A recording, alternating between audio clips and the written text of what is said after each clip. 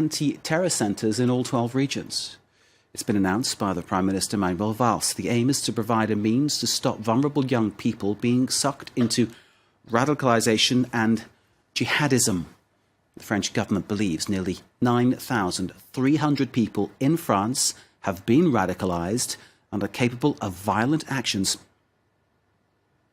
The first centre to de-radicalise someone over a long period of time, a centre to reinsert radicals back into society, will be set up this summer. The first to be welcomed in these centres could be those who regret their chosen path, and their desire to reinsert back into society will be put to the test. French Prime Minister Manuel Valls speaking a little earlier, announcing these anti-terror centres to be opened across France.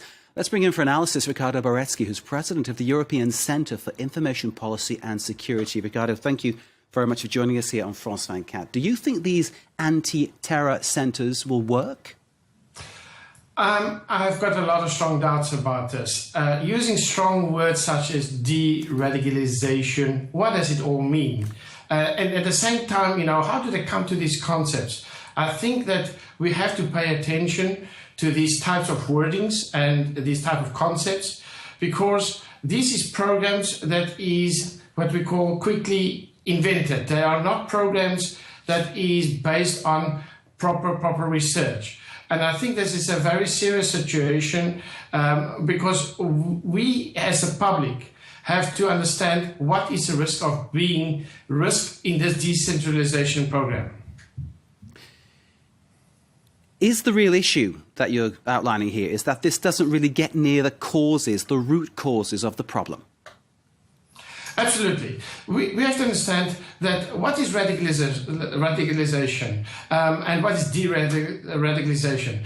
How do we define what these two oppositions are, right? And at the same time, saying, well, we're going to make this kind of processes, we're going to put it in a program and see if they integrate. What are we ineffectively saying? Well, they're ineffectively saying that they're going to take terrorist organizations or terrorist people, which is linked into terrorism, and put them back in society and now expect them to be de-radicalized. That's a very dangerous thing to do.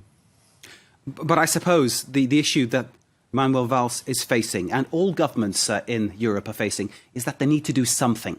They need to be seen to do something against this. Absolutely. And the most important part is that they have to begin focused on the real facts. What is a real fact? Well, we're sitting with borders that needs to be properly protected. We're sitting with other issues in critical infrastructure that needs protection. The fact remains is that we have to focus on proper solutions and solutions as a whole, not only for Europe, because whatever Europe do influences the rest of the world. We must not forget that these results could blow over and affect like a cold the rest of the world as well. So look at the real fact and focus on the real solutions. This, of course, comes, Ricardo, on the day that the trial begins of the so-called Verviers terror cell, named after the Belgian town where they were all arrested. How significant is this case in the wider fight against terrorism? I think it's very significant because it shows, first of all, the importance of the justice system. And at the same time, it shows that confidence in public is being restored. But at the same time, we'll have to see where this is going to lead and how it's going to play out. I think that there's a strong probability that everything might not play out exactly like everybody expected to play out. But the important part is here, we have to build public trust and public confidence in their safety. If the public don't trust, then there's a problem. Ricardo Baretsky, we need to leave it there. Thank you very much indeed for joining us, President of the European Centre for Information Policy and Security. Thank you, sir, very much indeed. Ricardo Baretsky there joining us from Brussels.